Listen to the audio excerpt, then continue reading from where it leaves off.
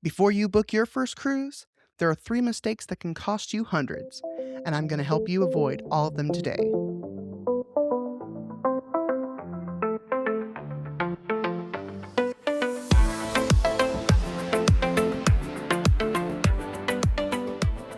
Hey, cruisers, welcome to the Lido Life with Josh. So glad you guys are here for the first episode that I am recording today.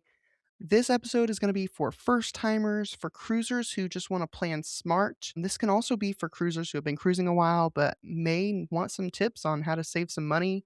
I'm also going to have some people going to join me eventually and talk about their experiences with their cruises. They're going to talk about what they did and what they really enjoyed on those cruises. So I'm really excited about that coming up. But I'm so glad you guys are here. In this episode, we're going to talk about first time cruising, what to expect when cruising, and some unknown things that you might not think about while you cruise. We also going to talk about some mistakes that you might make on your first cruise, or maybe some people will make even on future cruises and they've already been on cruises. So let's talk about cruising. What does cruising feel like? Cruising is one vacation, multiple destinations. You only have to unpack once. You don't have to go somewhere and then all of a sudden you want to travel to a different place. So you have to pack up and unpack again. Cruising, you get on the ship, you unpack your clothes, and you're ready for the week. And you're going to see multiple destinations in that week. So cool. Also, food everywhere. I mean, most cruise ships, you can find food every corner that you turn, and almost all of that food is also going to be included. So it's pretty awesome. You also get some amazing entertainment. There's going to be all kinds of shows that you can go and see. There's going to be dances and all kinds of entertainment while you're cruising to the next port. It's also very relaxing too. If you're not all about that cruising entertainment, you can just sit outside, lounge outside, find a quiet spot on the cruise, and you'll be good for the whole week. So let's talk about what's included. What kind of costs are going to be extra and what are you going to have that's included?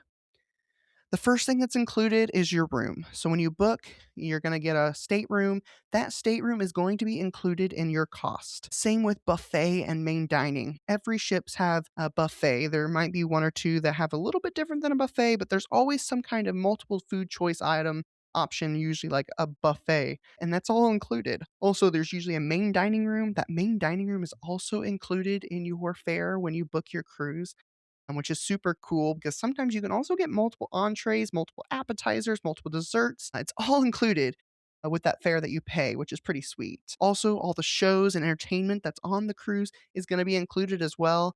Most of the ships have a theater where they're going to have performers and actors that will sing and dance. It's pretty cool entertainment. Also, throughout the whole cruise, they'll have different dances and different parties that you can go to, which is really neat and a lot of fun too. And that's all included. Also, there's going to be pools and hot tubs. All those are going to be included as well. Anyone on the Lido deck or, hot tubs on the side of the ships, those are all going to be included and you're welcome to go to those, all included in your fare. Also, the basic drinks, water, tea, coffee, lemonade, those are all included as well. So if you really don't care about having soda or a nice beverage while you're on the ship, you can just go with the basic water, tea, and coffee and lemonade, and it's all included in that one fare. So let's talk about extra costs. Some of those extra costs that you might not think about. One of the first ones, if you're new to cruising, you may not know about, and that's gratuities. What's gratuities? Gratuities is a tip. When we go on to a restaurant, we usually add a tip on at the end, and that's kind of what gratuities are on the ship. Are they optional? Yes and no. No, meaning that by the end of the cruise, when everything that you purchased on the cruise get charged on your credit card, the gratuities is going to be on that as well. Where you can get rid of them is you can go to guest services and ask for them to be taken off. But I really highly encourage you not to do that because one, yes, you can go around and tip people as you're going on the cruise, and I highly encourage that as well. But sometimes there are people that are unseen that get some of these gratuities that you won't see or think about to tip. So those gratuities help those people as well on the cruise. So I do think you definitely want to keep those gratuities on, but it's something sometimes people do not know about. So I would definitely remember that there's some kind of a gratuity. Usually, sometimes it's between $16 to $20 a night per person. You don't want to get that charge at the end and be surprised about it. So, there are gratuities that will get added on. Also, you can add on an alcohol or soda package or sometimes even a non-alcoholic package. The alcohol package, there's usually different kinds. If you're one that likes high-end alcohols, usually there's a package for that. If you like, your regular low-end alcohols that don't cost very much, there's also usually packages for those. If you don't drink alcohol at all, then you may want just a non-alcoholic drink beverage. I usually do that. I'm not an alcoholic drinker, but I love a good mocktail, and so sometimes if the cruise ships have it, and which a lot of them do, they'll have a non-alcoholic drink package, and I'll get that one so I can have some good mocktails. It also usually includes soda, and sometimes it'll include things like milkshakes as well, which is pretty neat. Or if you just want soda on your trip, then you can purchase that as well. Usually, most ships do not include that, other than Disney. I think Disney's one of the only ones that do include soda in their fare when you buy it, but most do not. So if you want soda while you're on the ship, definitely go for that package as well. Another thing that is extra is if you want to go into kind of specialty dining. Sometimes there is dining on ships that are like restaurants other than the main dining. They kind of serve more specialty items, Italian or a steakhouse, sometimes sushi, and usually those will cost extra. So those are the ones that you want to watch out. If you want something like that, that's going to be an extra cost that you have to add on to the cruise. Usually you can add it on before, or you can do it while you're on the cruise as well if you decide later that that's what you want to do. Another additional fee that you might not think about is Wi Fi. When you're out in the sea, there is no internet at all. So you might not think about it, but if you want to be connected to the outside world all the way, if you want to connect to your family, you may want Wi Fi and so that you can keep contact with them as well. Something that some people don't think about, but you definitely want to think about if that's something you want to include. Some people, they want to go out and they just want to be secluded from everything. So they want to shut off all the devices, and then you don't need to add that Wi Fi package on there. You will get Wi Fi to just run the apps. So a lot of the cruise ships have apps that you can work on to see the schedules of what's going on, and they will give you the internet to do that. But if you want anything like streaming or watching YouTube, TikTok, Facebook, or just some kind of messaging system to talk to your family, then you're definitely going to want to find a Wi-Fi package to add on. Another extra cost is excursions. When you go to the ports, a lot of times there will be several things that you can do just to see the culture and some adventurous stuff that you can do. Usually those are all extra costs. There are some, luxury cruise lines that'll include it, but that's not usual. So definitely an extra cost that you want to look at. But, sometimes you don't have to go on an excursion to see the area. Sometimes you can just get off the ship and walk around and be able to see the area without having to pay a lot of money for that as well. But if there's something you want that's adventurous, like horseback riding, ATV driving, there's zip lining. I mean, all these places have all kinds of things you can do. But that's going to be an extra cost that you're going to have to incur on your cruise. Another thing too is photo packages. There are usually photographers all around the ship and when you get off at the ports. And if you want those photos, then you're going to have to pay for a photo package. My biggest tip is I would not pay for those. They're super, super expensive, and it's just easy enough just to grab your phone and take pictures like that. But if that's something you're really wanting and you're wanting those memories, then that's an added cost that you'll want to add on as well. Along with the spa, some people really like to go on cruises and get pampered in the spa. And if that's something you want to do, that's always an extra cost. There's usually all kinds of massages and thermal suites and different things like that in the spa that you can pay to have a little elevated experience on your cruise. Another thing is also casinos. There are some casinos almost every cruise line, except for I think Disney's one that does not have a casino. But other than that, almost all cruise ships have a casino on it. And if it's something you really like to do, then you're going to have to add that cost on there as well. Some cruise lines, if you play in the casino, they're going to give you some special deals after the cruise. I know Carnival is a big one that likes to give you lots and lots of deals. That's how I cruise sometimes is just put a little bit in a slot machine and then the next time and about a month later, sometimes you'll get an email from Carnival Casino and they will give you a deal. So that's also a nice way to get some deals from there by playing the casino. But some cruise lines will tell you how much you have to play in the casino to get it. So if you're planning to get something from them, make sure you look that up as well. But if you're just planning to have fun, then definitely the casino is going to be in a little extra cost for you as well. So that is pretty much all the extra costs on the cruise. Usually there's also shops that you can shop at that you can pay for stuff as well. That's not included. So pretty much the cruise line is basically like, welcome aboard. And then your card is like, wait, not everything's included.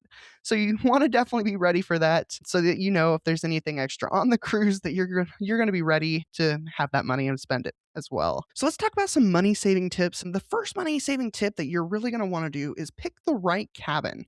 Sometimes not the cheapest cabin isn't always the best cabin. Sometimes if you ride in the back of the boat and you're kind of lower down, you can get some engine noise sometimes in those rooms. Also, sometimes the interior room, if you ride under the Lido deck, sometimes people say they can hear the music and or hear the footsteps from the Lido. So really the placement of where your room is really really important.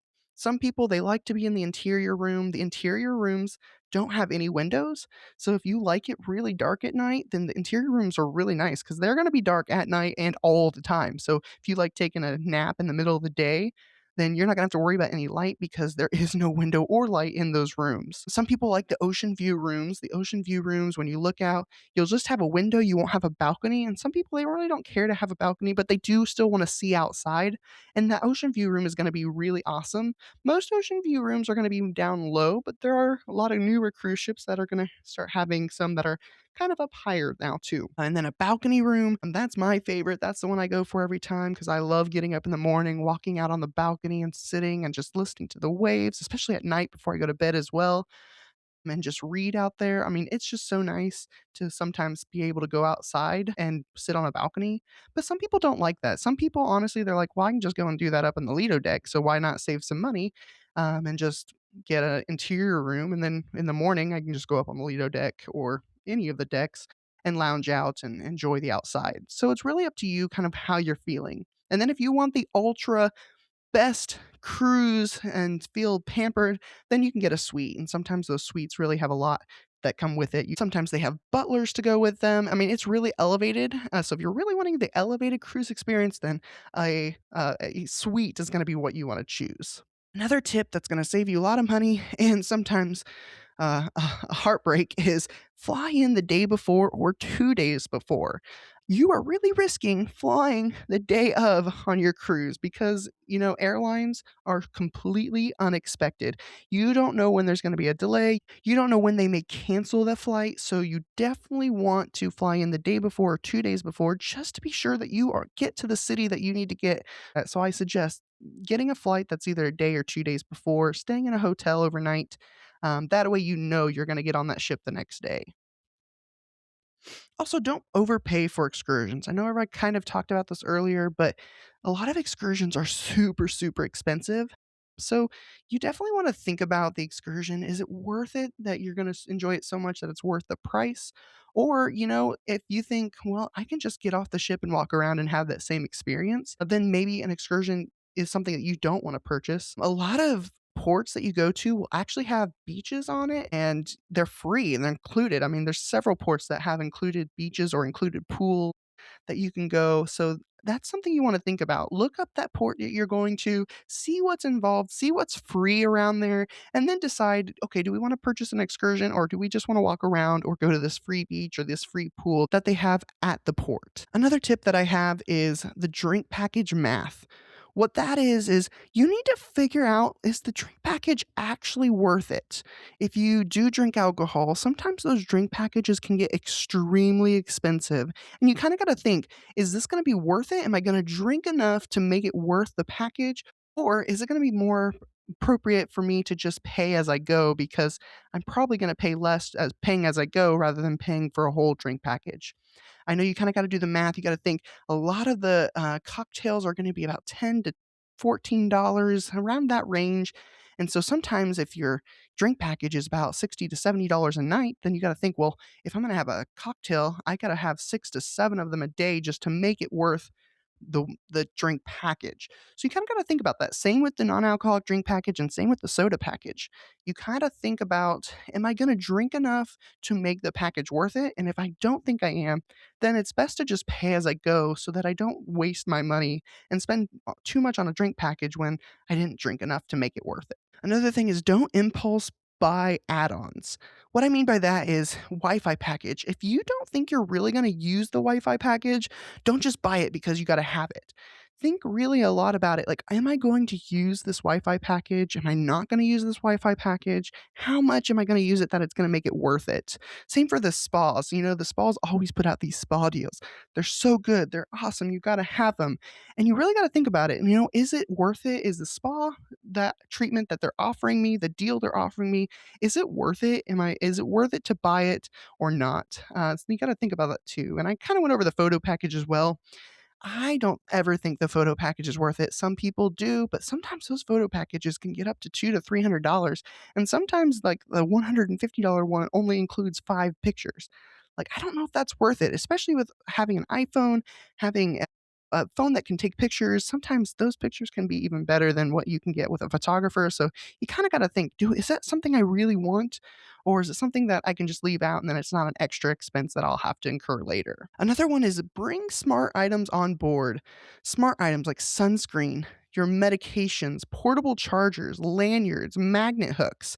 Those are all stuff that you want to think about bringing on board because it's going to save you time and also save you money if you forget it and then you have to buy it on the ship. The ship almost triples and doubles the price of everything because they know people are going to forget. So you definitely want to make sure you bring those items on board so that you don't have to pay for them later. I mentioned magnet hooks. Some people are like, wait, what is that? When you stay at most of these cruise line staterooms, the walls are actually going to be magnetized. So you can buy these hooks on Amazon and you can put them on the wall and hang things from your wall. Sometimes cruise ship staterooms don't always have enough things to you can hang things on, so having those magnet hooks really help and save you in the long run. Also, a lanyard, you're going to get a Sea Pass card on every ship, almost every ship. Some ships do it a little different now, but you're going to probably get that card and you're going to want a lanyard or something to keep it on so that you always have it with you and you don't lose it because losing it can be a bad deal because it also is what you pay with. So if somebody else finds it, they could start racking up some major money on your account. You don't want that. So having a lanyard or something to always have on while you're on the ship, it's really a great idea. And it'll save you money if you bring one with you because if you think, "Oh, I forgot one," now you're gonna buy it on the ship, and sometimes they're really expensive. But sometimes, like me, I don't care about how expensive they are, I just want a branded lanyard, so sometimes I just go and buy one.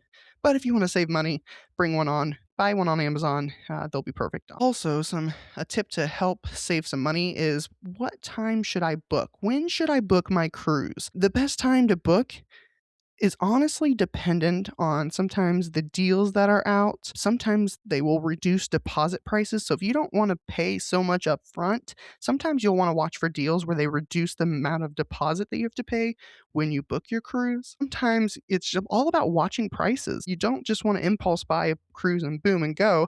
Sometimes you just want to sit and watch those prices. They will fluctuate and go up and down. Sometimes the best prices are, though, earlier, like a year and a half before, but sometimes you get those deals like Black Friday deals or deals, just in the middle of the year, kind of when the cruise lines know more people are wanting to look for cruises. So it's kind of about just watching the prices. And then all of a sudden, when you see it go down and it's the lowest it's been, that's when to get to go and buy it. Also, you want to avoid last minute expensive sailings. So buying the cruise sometimes a year and a half advance is much better. But if you decide you want to go in a month or two, those are going to be the highest prices you're going to pay on cruises. You may get a good deal if you look maybe a day or 2 before the cruise, but again, not everyone's like to book that late in the season, right before it's about to happen. So you may want to just buy that cruise way ahead of time because it's going to start getting more and more expensive the closer you get to the cruise. So let's talk about some rookie mistakes. Booking the cheapest cabin without checking the location. I know that there is a special one that you can get that's called the guarantee. You can get a guarantee indoor, a guarantee ocean view room, or a guarantee balcony room. And what those are that it's cheap prices, but they're going to put you wherever they want you. And sometimes you don't even get your room placement until like the day of the cruise. And honestly, sometimes those placements are just rooms that they had left. And most people are going to choose rooms that they like. And then the ones that aren't that good are going to be the ones that you get. So if you really don't care, then okay, go for the guarantee room. But if you do care about your room, then you're definitely going to want to not just buy the cheapest room, but buy the room that's going to be the best location for you. If you get seasick, then you're definitely not going to want to buy a guaranteed room, because sometimes they might place you in the front or the back of the ship all the way up at the top, and sometimes those are the worst parts if you get seasick. So you're going to want to think about that. Do I book the cheapest room, or do I book a room that I can pick myself so I can actually pick something and a location that's going to work for you? Another rookie mistake, which we kind of talked about it earlier, flying in the same day. I've seen it multiple times. People choose the same day flying, their flight gets delayed. All of a sudden now they're like right on time. And believe me, the cruise ship has a time when they will cut it off and they will not let you on. I mean, if you try to get there right at that time when they called it, you are not getting on that cruise ship, and you just wasted a whole bunch of money, because, travel insurance probably isn't going to pay for you missing the cruise because you went the same day and there happened to be a delay. So you're definitely going to want to think about that. I highly suggest you fly in a day or two before, because that's going to save you lots and lots of money and the panic of, am I going to get on the ship on time? Also, a rookie mistake, that people, when they first book and they've never been on a cruise before, the mistake they make is thinking that everything on that cruise ship is included. Which, again, lots and lots are included, but there is several things that are not included. So you're going to want to look at that, look at the prices of things. Usually there's going to be some kind of a cruise manager that you can look at beforehand, so you can see the extra prices and know that, okay, this is how much I'm going to spend if I go on the cruise and want a soda package or a drink package or the spa package. So look at that ahead of time and know that not everything's included. There are some extra costs on those cruise ships. So make sure you're ready for that as well. All right, I think that's it for this podcast. Thank you again for joining. This is the very first one. I am super excited to keep this going. Make sure, whichever platform you are listening to this, that you follow my podcast so you don't miss the episode that I'm going to post next. Send me your questions. If you have any questions, please feel free to message me on my Facebook, Magical Travels by Josh.